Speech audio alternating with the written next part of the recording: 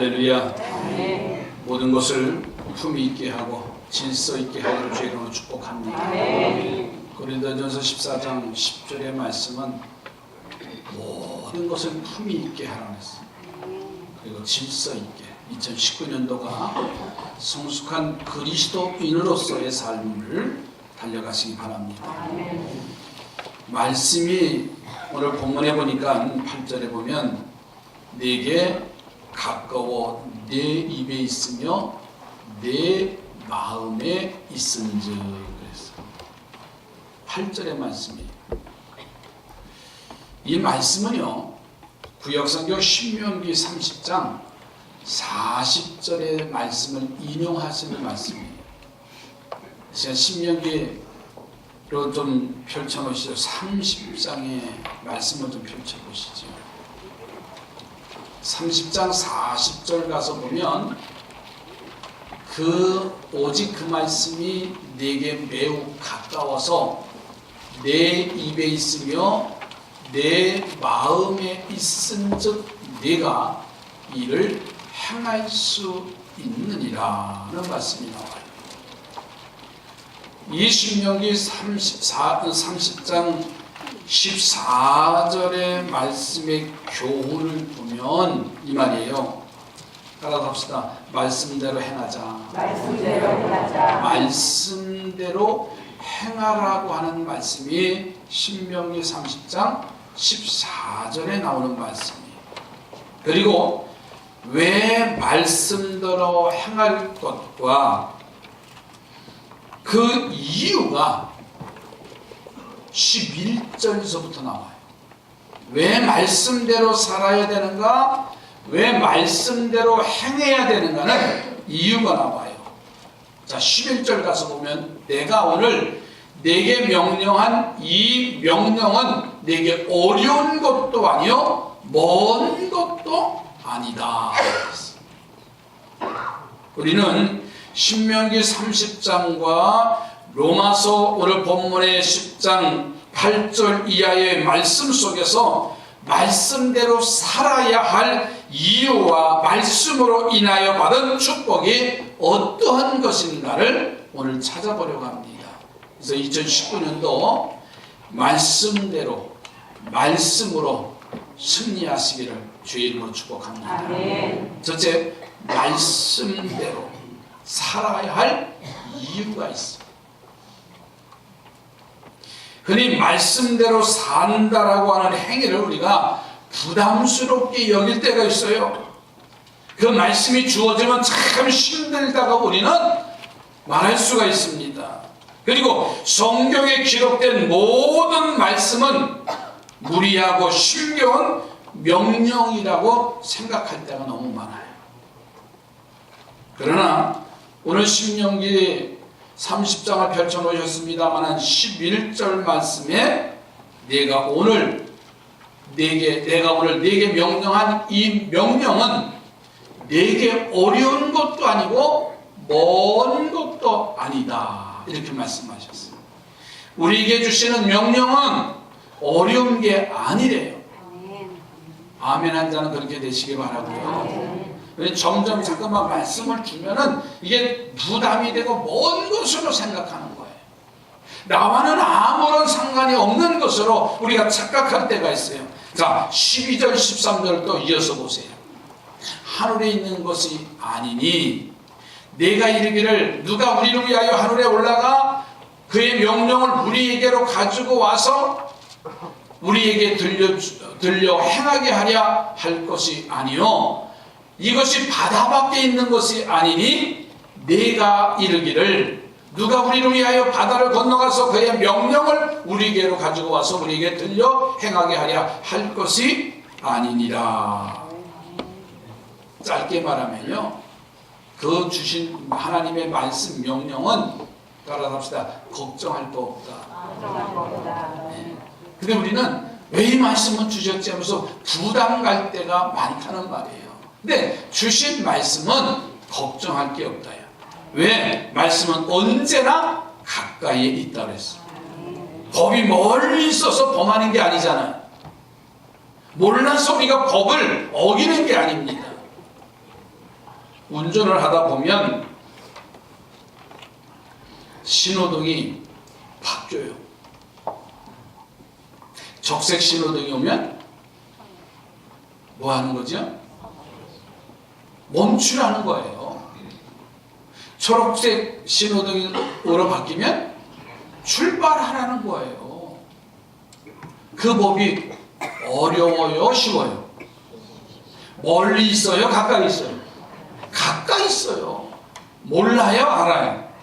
아는 거잖아요. 유치원 아이들은요, 이거부터 교육받잖아요. 초록색 불은, 빨간 불은 안 돼요. 초록색 불은 건너요. 우리 시온이가 와서 그러더라고요.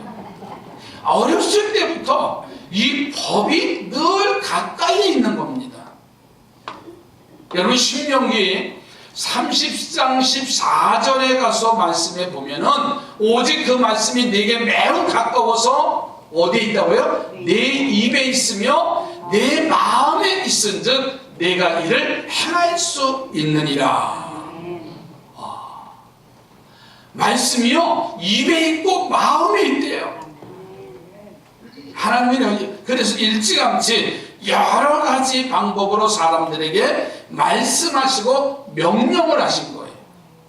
창세기 1장 28절에 가서 보면은 선악을 알게 하는 나무의 열매를 먹지 말라. 네가 먹는 날에는 정녕 죽으리라. 이렇게 시작된 하나님의 말씀 명령은요, 노아나 아브라함이나 이삭이나 또 야곱이나 족장시대에게도 임했을 뿐만 아니라 그 후에 사사들이나 예언자들을 통해서 하나님의 말씀이 명령이 떨어졌어요. 자, 그러니까 신명기 30장 12절 13절의 말씀대로 말씀은 하늘에처럼 먼 것이 아니고 바다처럼 먼 것이 아니라 지금 내 앞에 내 마음에 있다라고 했어요. 자, 그러나 말씀이 구체적으로 가까이 있게 된 사건을 이야기한다면 몇 가지가 있어요. 첫째는 율법입니다. 율법. 모세가 시내산에 올라가서 하나님께서 직접 돌판에다가 십계명을 보냈습니다. 이것은 성문화된 말씀이기 때문에 정확할 뿐만 아니라 백성들 가운데 언제나 함께 하셨습니다. 그리고 모세를 통해서 주신 율법의 말씀 역시 수시로 백성들에게 선포되었기 때문에 말씀이 가까이 있다는 거예요. 또 말씀이신 예수 그리스도가 성육신하신 사건이에요. 요한복음 1장 1절을 보니까는 태초에 말씀이 계시니라. 이 말씀이 하나님과 함께 계셨으니 이 말씀이 곧 하나님이라고 했어요. 이 말씀이 곧 하나님이라고 했어요. 그리고 요한복음 1장 14절에 가서 보면 말씀이 육신이 돼서 우리 가운데 거하심에 우리가 그의 영광을 보니 아버지의 독생자의 영광이요 은혜와 진리가 충만하더라. 이 사건으로 보면 인간들이 더 이상 핑계할 것이 없어. 하나님의 말씀이 저 하늘에 있고 바다 끝에 있는 것이 아니라 이 말씀은 이미 선조들을 통해서 사람들을 통해서 인간의 몸을 입고 오신 성육신하신 예수 그리스도를 통해서 내 안에 가까이 있다는 사실. 또 한 가지는요, 하나님의 말씀인 기록된 성경이에요. 율법은 모세를 통해서 이스라엘 백성들에게 주어졌지요. 예수 그리스도는 2000년 전에 베들레헴에 오셔서 33년 동안 계시다가 승천하셨습니다. 그러나 감사한 것은 우리에게요, 이 성경을 주셨다는 거예요. 할렐루야. 성경은 하나님의 말씀이에요. 그리고 날이면 날마다 내 곁에서 손 닿는 곳에 항상 성경이 있잖아요. 심지어 이제는요, 이게 무겁다고 스마트폰에다가 다 이제 앱으로 깔아가지고 항상 가까이 들고 다니는 게 성경이에요. 그리고 보세요. 이스라엘 백성들 보세요. 율법의 말씀을요 입으로 암송을 했어요. 어렸을 때부터 달달달달 외웠어. 근데 문제는 그 말씀을 지키지 않는 거예요. 그래서 그들에게 그 말씀을 마음판에 새기라고까지 말씀했어. 이 말이 뭐예요? 입으로만 암송하지 말고 마음에 새기고, 할렐루야, 그리고 지키라는 거예요. 어린아이들이 유치원 때에서부터 빨간 불은 안 돼요, 초록불은 건너가요. 그게 법이라는 사실이에요. 그 말씀을 듣고 그 말을 교육을 받고 아이들은 빨간불에 건너가는 아이들이 없어요. 초록불에 건너가요. 그런데 우리는 상황 따라 어떻게 해요? 그냥 가는 거예요. 법을 모르는 게 아니에요. 알면서도 간다는 말이에요. 얼마나 어리석어요. 옆에 분은 말씀은 가까이 있습니다. 여러분, 말씀이 멀리 있다고 착각하지 마세요. 말씀은 내 마음에, 말씀은 내 눈에, 내 입에 있어요. 그래서 때를 따라 강단을 속에서 선포되는 설교가 말씀이에요. 신학자 칼바라트는 계시된 말씀인 성경과 선포된 말씀인 설교와 성육신 하신 말씀인 그리스도, 이 셋을 말씀이라고 표현했어요. 그러니까 설교도 말씀이에요.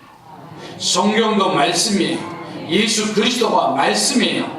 우리는 셀 수 없이 많은 설교를 들어요. 저도 셀 수 없이 많은 설교를 해요. 축복된 사건입니다. 여러분, 러시아나 중국은요 말씀을 들을 기회가 다 놓쳐요. 어제 인터넷에 뉴스에 보니까요 부민일보에 났습니다. 중국에서는 기독교를 삼자교회를 공산당이 인정한 교회입니다. 그런데 이 당원들이 가서 삼자교회 안에 있는 10계명의 첫 번째 계명을 지워버리라고 해요. 이미 작년에는 십자가를 다 철거했습니다. 크리스마스 추리도 못하며 캐럴도 못 틀게 한 게 지금 중국의 정권이에요. 삼자교회 가보면요 그 말씀을 들으려고 몇 시간씩 기다리면서 수천 명이 모였던 교회들이에요. 그런데 그 말씀을 들을 기회를 차단했죠. 북한은 이를 더 말할 것도 없지요. 말씀이 끊어진 지가 언젠데요. 말씀이 회복되어야 됩니다. 말씀을 가까이 해야 됩니다. 그래야 어려운 것도 이기고 승리하게 된다는 거예요. 신명기 30장 11절 말씀을 하신 이유가 있습니다. 왜 말씀이 어렵지 않느냐? 우리보다요 그 말씀을 붙잡고 먼저 순종한 사람들이었어요. 노아 할아버지 순종했잖아요. 아브라함 순종했어요. 이삭도 순종을 합니다. 모세도 순종하고요. 예수님의 어머니 마리아도 순종합니다. 베드로도 바울도요. 성경의 역사를 보면 우리와 똑같은 사람들이 주신 말씀에 순종을 했습니다. 그들이 지키고 순종했다면 우리도 그다지 어려운 것은 아닙니다. 그 이유는 그들이나 우리나 똑같은 성정이 같은 사람이에요. 두 번째로는 사랑하는 자녀들에게 주신 것이기 때문에 그래요. 어떤 부모가 자식에게 불가능한 것을 시키거나 강요하진 않아요. 잘 들으셔야 돼요. 우리 아들 보러 야, 너 한 달 동안 집 한 채 줘놔. 그런 부모 있어요? 없습니다. 무모한 명령을 내리지 않습니다. 부모가 자식에게 명령할 때는 할 수 있는 가능성을 가지고 명령을 내리잖아요. 아멘도 안 하시는 거 봐요. 왜 그래요? 사랑하기 때문에. 무모한 명령을 내리는 부모는 없습니다. 만약에 무모한 명령을 내린다면요, 그건 부모도 아니에요. 사랑하는 자식이 있으면 사랑하면요, 그 가능성을 보고서는 내리는 거잖아요. 또 복을 받으라고 주신 거예요. 말씀은 복 받으라고 주시는 명령이기 때문에 어려운 것을 시키진 않아요. 저주받고 멸망하는 것보다 복 받는 말씀이 언제나 쉬운 법이에요. 또 지킬 만한 힘을 주시기 때문에 그래요. 여러분, 이 세상에서 나를 가장 잘 아는 사람이 누구예요? 나를 가장 잘 아는 사람. 부모예요, 부모. 어제도 제 아버님 생신에 가족들이 다 모였어요. 와, 꽤 많더라고. 또 옛날 얘기를 하는 거예요. 옛날 얘기를 하면서 오빠는 어땠어? 엄마한테 물어봐요. 또 나는 또 거기다가 역전을 시켰지요. 이제 저희가 5남매인데 제가 맞이고 막내고 11살 차이입니다. 엄마, 얘들은 어땠어? 다 나와요. 야, 싸웠다. 뭐 그러면서 한참 웃으면서 다 지난 세월이니까 그런 얘기하지요. 부모는 그 누구보다도 나 자신을 잘 알고 계신 거예요. 좋아하는 음식, 잠버릇, 못된 성질, 건강 상태 다 알고 계세요. 그러나 100%는 다 알지 못하지. 또 나를 잘 아는 사람이 누구예요? 결혼한 사람들은 배우자잖아요. 왜 그렇게 잘 알아요? 한 1년 살아가지고 몰라. 한 10년, 20년, 30년, 40년 살다 보면 너무 잘 알아세요. 그러나 잘 안다 하지만 모르는 부분도 있어요. 또 셋째는 내 자신이 나를 잘 알잖아요. 내가 나를 아는 것이요, 정확합니다. 그러나 나도 나를 모를 때가 많아요. 그렇죠? 내가 나를 잘 아는 것 같지만은 내가 왜 그렇게 했는지 나도 나를 모를 때가 있단 말이에요. 이성질 같은 거. 그래서 내가 왜 이러지? 나도 모를 일일세 라고 탄식할 때가 많아요.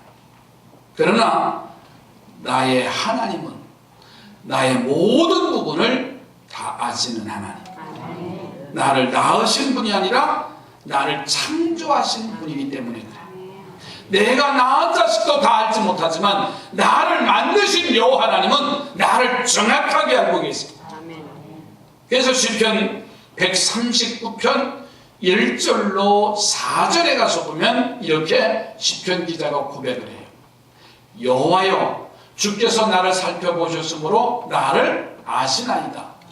주께서 내가 앉고 일어섬을 아시고 멀리서도 나의 생각을 밝히 아시오며 나의 모든 길과 내가 눕는 것을 살펴보셨으므로 나의 모든 행위를 익히 아시오니 여호와여, 내 혀의 말을 알지 못하는 것이 하나도 없으시니이다. 다 아신다는 거예요. 나의 앉고 일어섬, 내가 말하는 것, 내가 생각하는 것, 내가 행동하는 것까지도 다 익히 아신 바 된 하나님이라 했습니다. 시편 28편 7절 말씀에 이런 말씀을 합니다. 여호와는 나의 힘과 나의 방패시니 내 마음이 그를 의지하여 도움을 얻었도다. 그러므로 내 마음이 그게 기뻐하며 내 노래로 그를 찬송하리로다. 그랬습니다. 시편 94편에 이런 말씀이 나와요. 17절에 여호와께서 내게 도움이 되지 아니하셨더라면 내 영혼이 벌써 침묵 속에 잠겼으리로다. 하나님은 우리를 도우시고 우리에게 힘주시고 말씀을 지키게 하시는 하나님, 그리고 그 결과로 복을 누리게 하시는 하나님이신 줄로 믿습니다. 그러므로 말씀으로 이기는 자가 되기를 주의 이름으로 축복합니다. 말씀으로 두 번째로는 로마서 10장 17절에 이런 말씀을 있지요. 오늘 본문 속에 보면 믿음은 들음에서 나고 들음은 그리스도의 말씀으로 말미암느니라. 오늘 우리는 믿음으로 구원받습니다. 그리고 그 믿음은 말씀을 들음으로 확립되고 성장하는 것이 로마서 10장 17절의 말씀이에요. 2019년도에 내게 주신 말씀, 때로는 설교를 통해서 또 우리가 송구 영신 예배를 통해서 말씀 카드를 우리에게 주셨습니다. 저는 2018년 12월 31일 오후에 제 자신이 참 마음이 복잡했었을 텐데 글을 읽는 가운데 그 글 속에 성경 한 구절이 눈에 들어오는 거예요. 그 말씀이 바로 고린도전서 14장 14절의 말씀이라고 제가 송구영신 예배 때 그 말씀을 발표를 했습니다. 모든 것을 품위 있게 하고 질서 있게 하라. 그게 고린도 교회에 주신 그 말씀인 거예요. 아, 나 자신이 품위 있게 해야 되고 나 자신이 질서 있게 목회를 해야 되겠구나. 그것이 주님이 내게 주신 메시지.